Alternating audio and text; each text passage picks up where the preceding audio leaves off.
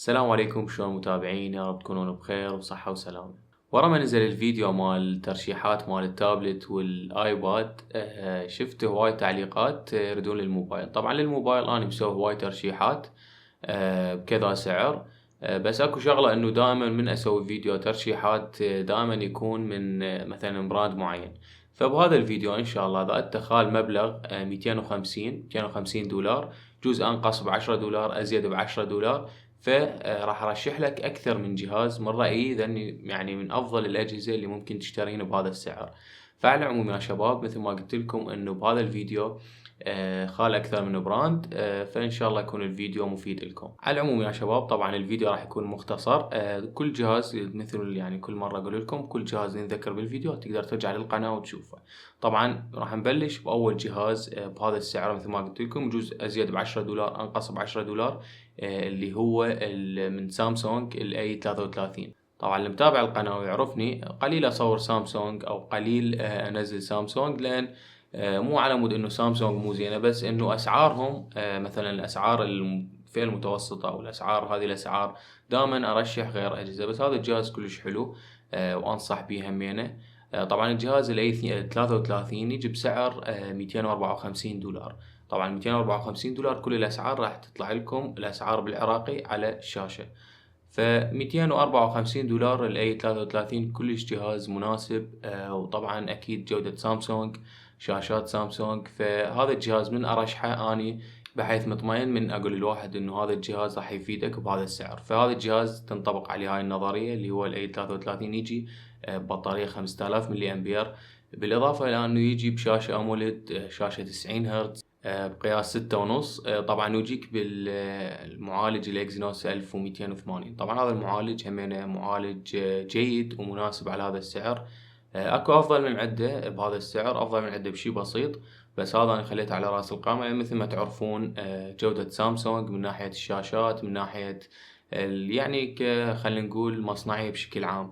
فهذا الجهاز خليه خليه اول ترشيحات الك اذا خال هذا المبلغ، اللي هو الاي 33. طبعا كاميراته كلش حلوة، كاميرات هذا الجهاز اتوقع اني اسف. اوكي نرجع لموضوعنا. فمثل ما قلت لكم يعني اتوقع انه انا منزل على هذا الجهاز بالانستغرام، منزل بيه صور.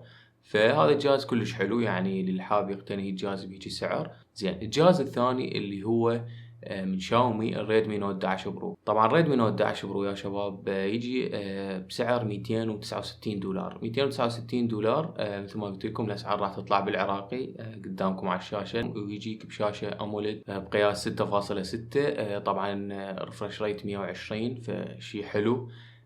وهذا الجهاز يجيك بالمعالج اللي هو الجي 96 الميديا تك. وطبعا يجي برامات 8 وبطارية عندك هنا 5000 ملي امبير. هذا الجهاز يا شباب كلش انصح بيه بهذا السعر.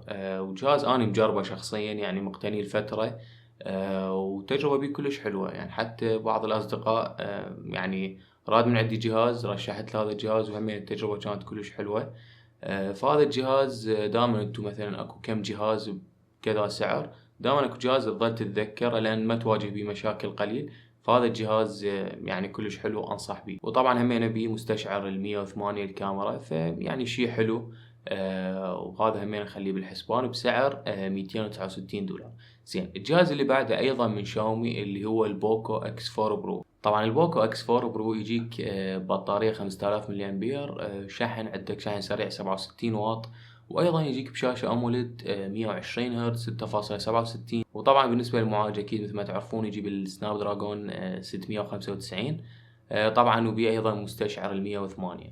البوكو اكس 3. ويعني اكو كم جهاز البوكو اكس 3 كان بيه مشكلة، بيه مشاكل بالذاكرة. كان جهاز كلش قوي، جهاز عملي، جهاز سعره كلش مناسب، الاكس 3 برو تمام.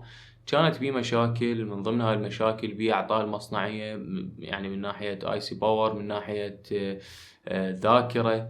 فكانت بيه هذه المشاكل. البوكو اكس 4 برو هذه المشاكل ما موجودة بيه تمام.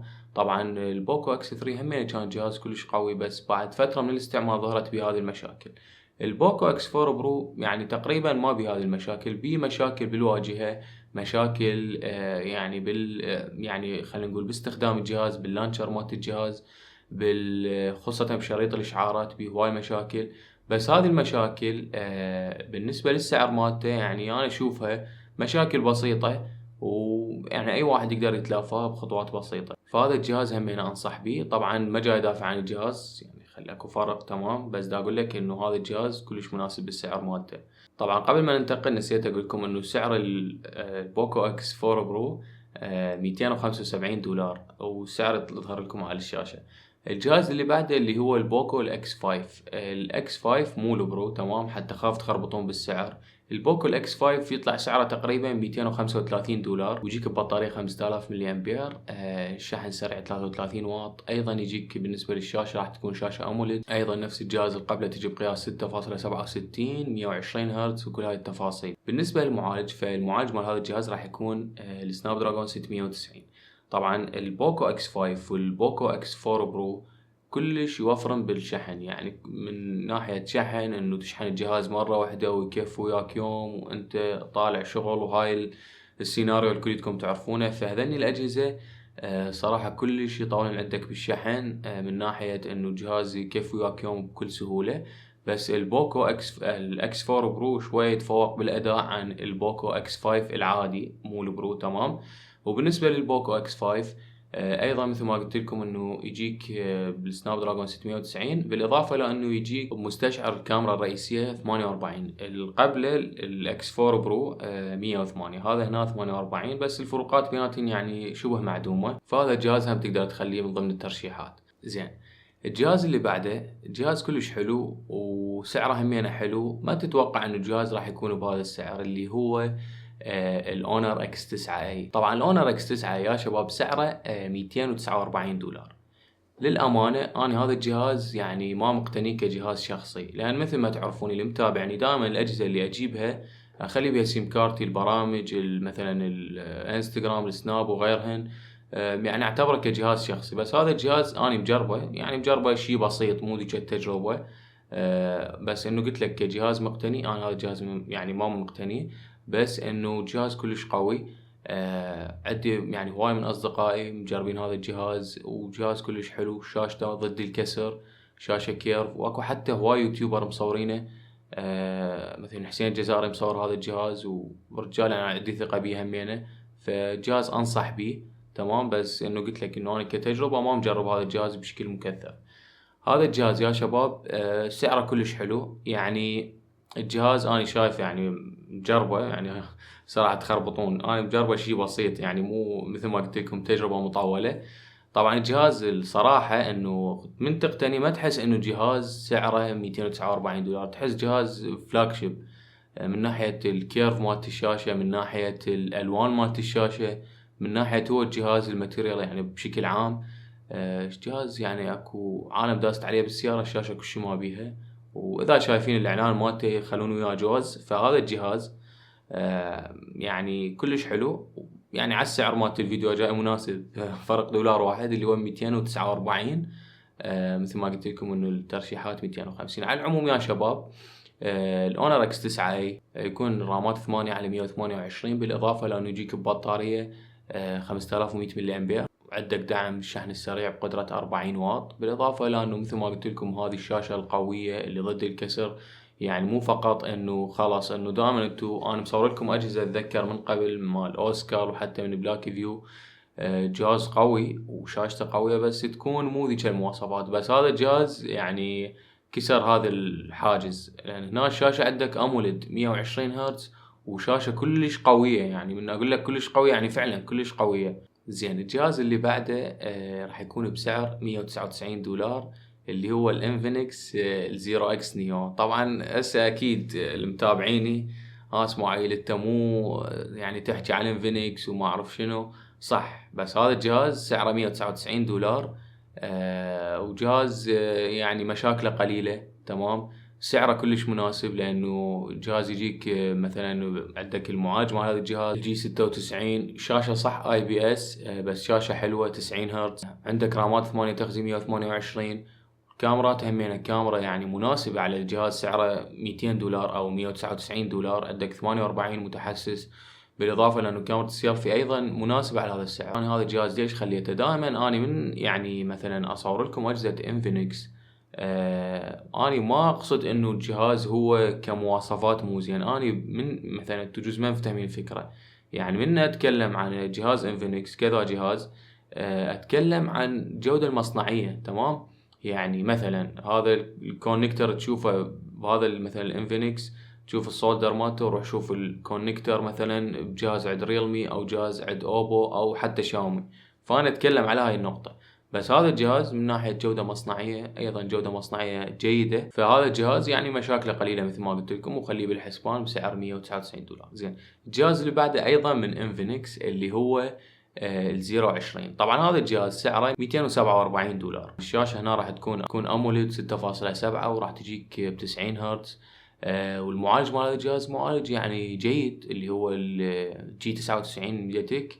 بالاضافه الى انه الجهاز يعني اكو غير سبب اني خليته بهذا الفيديو. يجيك ببطاريه 4500 وايضا يجيك رامات 8 على ذاكره 256.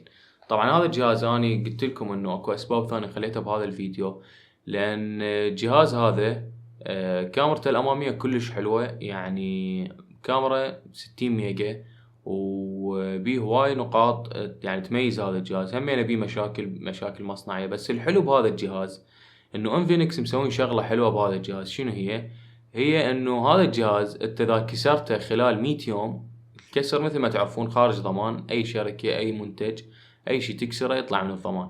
بس هذا الجهاز بالتحديد بنحكي، هذا الجهاز بالتحديد اذا انكسرت الشاشه خلال اول 100 يوم فراح الشركه تبدلك اياها بصوره مجانيه. دائما اكو شركات تسوي عروض، فلذلك انه انا خليته يعني بهذا الفيديو، لان الشاشه تعرف انه انت شاشه يعني بكذا سعر، فانت من تشتري هذا الجهاز كانما مشتري جهاز ويا شاشه زياده. فهي هاي الفكره. اوكي، الجهاز اللي بعده همين جهاز كلش حلو اللي هو الريلمي 9. طبعا الريلمي 9 يجي بسعر $219. يمكن هذا من افضل الاجهزه بهذا السعر. قليل تلقى اجهزه بهذا السعر بين ال200 خلينا نقول لل 225 اجهزه جيده مثلا من ريلمي، لان اجهزتهم اكو جو ال 200 واكو فوق ال 200 وهكذا.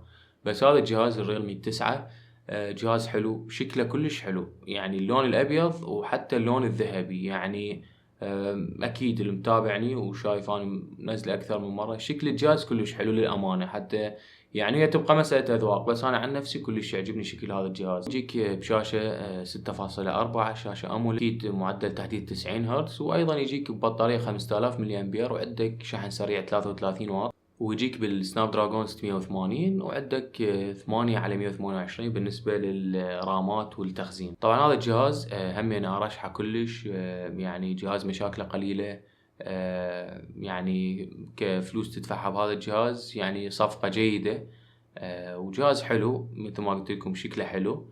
بالنسبة للجهازين اللي بقن، طبعا الجهازين اللي بقن يا شباب همين من ريلمي اللي هن والريلمي كيو 3 برو. طبعا ذني الاجهزه مثلا الريلمي كيو 3 برو سعره $235. هذا اذا لقيته جديد. اكو نقطه احب انوه عليها بالنسبه للريلمي كيو 3 برو.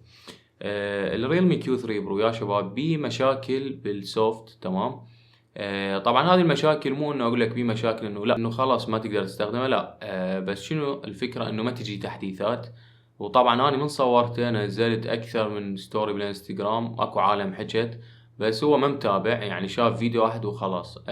على العموم يا شباب هذا الجهاز اذا لقيته يعني من افضل الاجهزه اللي ممكن تشتريها بهذا السعر، بغض النظر عن مساله التحديثات. تمام، ان شاء الله محضر لكم فيديو عن جهاز راح ينزل عن قريب، اللي هو يعني راح ينزل بالقناه عن قريب من تكنو، فخليكم يا مفاجاه. هذا كان كل شيء في الفيديو، وصلت لنهاية الفيديو. شكرا لكم، وإن شاء الله نلتقي بالفيديو القادم، وفي أمان الله.